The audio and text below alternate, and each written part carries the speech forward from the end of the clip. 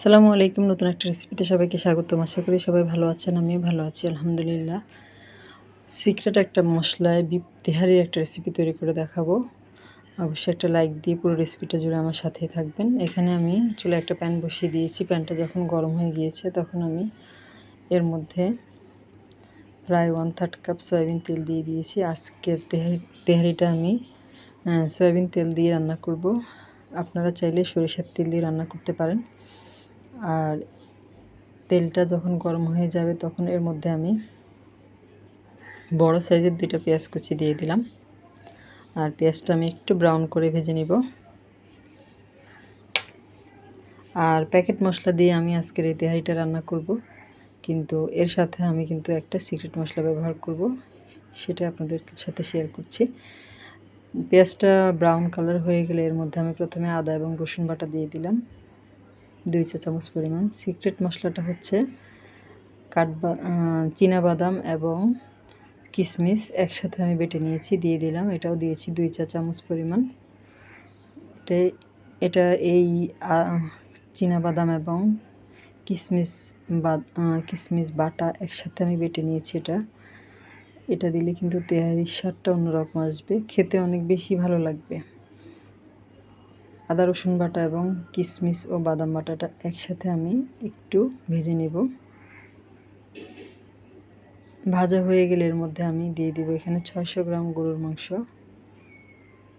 আমি এরকম ছোটো ছোটো টুকরো করে কেটে নিয়েছি, কেটে ধুয়ে পরিষ্কার করে নিয়েছি। ওটা দিয়ে দিলাম। আর দিয়ে দিব 5-6টা কাঁচামরিচ। যেহেতু তেহারি রান্না, এর মধ্যে কোনো গুঁড়ো মরিচ ব্যবহার করা হবে না, এই জন্য এটার মধ্যে আমি কাঁচামরিচ দিয়ে দিয়েছি। ঝালটা আপনাদের পছন্দ অনুযায়ী, যে যেমন ঝাল খেতে পছন্দ করেন সেই রকম দিয়ে দিবেন। আর কাঁচামরিচটা আর ঝাল কেমন সেটা বুঝে দিবেন। আর এখানে আমি তেহারি মশলা থেকে দিয়ে দিব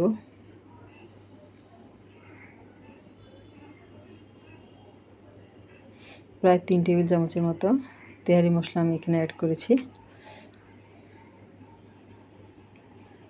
মিশিয়ে নিব।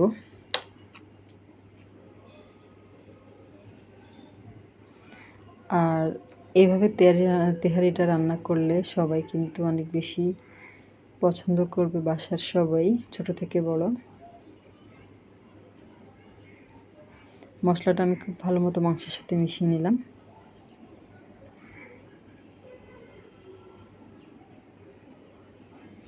আর দিয়ে দেব স্বাদ অনুযায়ী লবণ।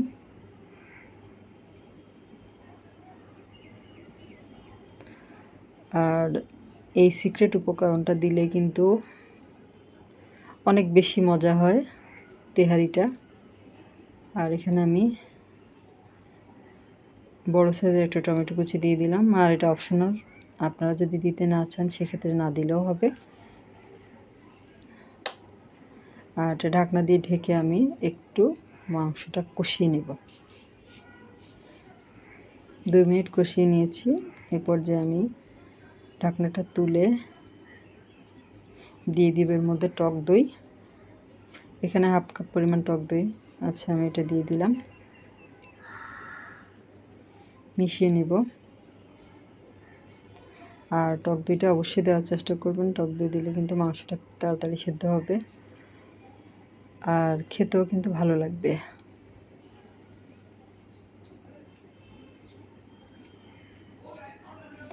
সব কিছু মিশিয়ে নিয়ে টক দইটা দিয়ে আমি আরও 3 থেকে 4 মিনিটের মতো এটা মাংসটা কষিয়ে নেব। যখন তেলটা ছেড়ে আসবে তখন আমি ঢাকনাটা তুলে আবার একটু নেড়ে ছেড়ে দিব। আর খুব ভালো মতো কিন্তু কষানো হয়ে গিয়েছে মাংসটা।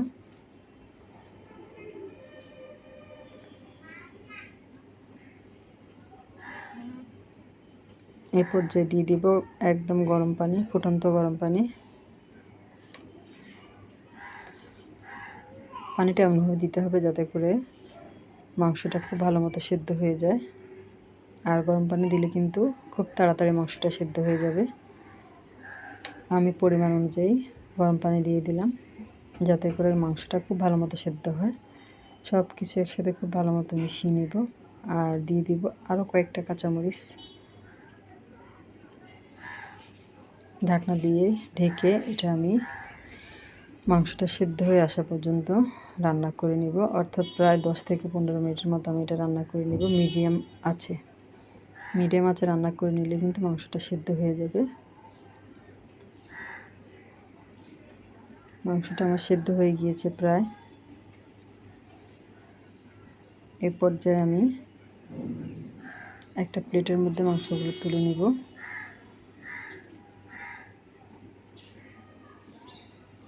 এভাবে সবগুলো মাংস আমি তুলে নিয়েছি।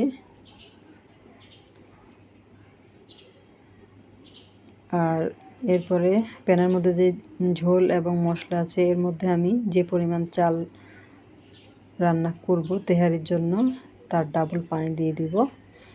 এখানে আমি গরম পানি ব্যবহার করছি, অবশ্যই গরম পানি ব্যবহার করবেন, ফুটন্ত গরম পানি হলে সবচেয়ে ভালো হয়। এখানে আমি চাল নিয়েছি 3.5 পট, আর এখানে আমি 7 কাপ পানি দিয়ে দিয়েছি। 3.5 কাপ চালের জন্য 7 কাপ ফুটন্ত গরম পানি দিয়েছি।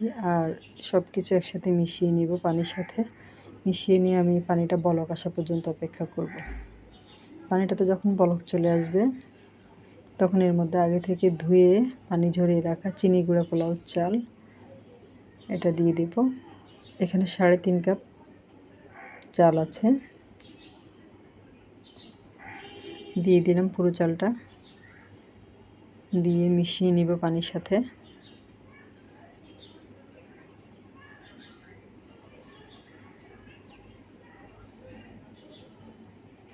আর যারা আমার চ্যানেলে নতুন আজকে প্রথম ভিডিও দেখছেন, যদি রেসিপিটা আপনাদের ভালো লাগে তাহলে আমার চ্যানেলটাকে সাবস্ক্রাইব করে পাশে থাকা বেল আইকনটা প্রেস করে দেবেন। এতে করে আমি পরবর্তী যত ভিডিও দিব তার নোটিফিকেশান সবার আগে আপনাদের কাছে পৌঁছে যাবে। আর অলরেডি যারা বন্ধু হয়ে আমার পাশে আছেন তাদেরকে জানাই অসংখ্য অসংখ্য ধন্যবাদ। লাইক, কমেন্ট, শেয়ার, সাবস্ক্রাইব করে আমার পাশেই থাকবেন। নেড়ে চেড়ে আমি চালটা মিশিয়ে নিলাম।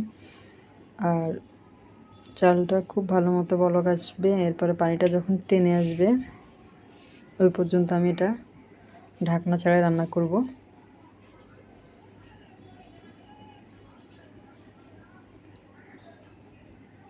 এখানে আমি দিয়ে দিলাম আরও একটু লবণ। চাল দেওয়ার পর মনে হয়েছিল যে লবণটা কম হয়েছে, এই জন্য লবণ দিয়ে দিলাম।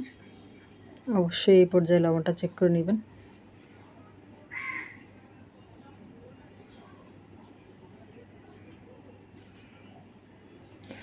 আর এখন আমি ঢাকনা দিয়ে ঢেকে দিব। চুলার আঁচটা একদম লো করে দিয়ে ঢাকনা দিয়ে ঢেকে দিয়েছি।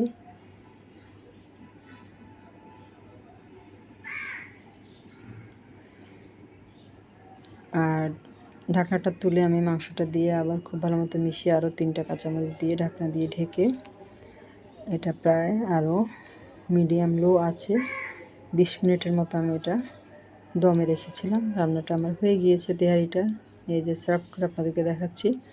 এটা দেখতে যেমন লোভনীয় হয়েছে, খেতেও কিন্তু দোকানের থেকে কোনো অংশে কম হয়নি, খুবই মজা হয়েছিল। অবশ্যই বাসায় এই রেসিপিটা একবার ট্রাই করে দেখবেন। সবাই অনেক বেশি ভালো থাকবেন। আল্লাহ হাফেজ।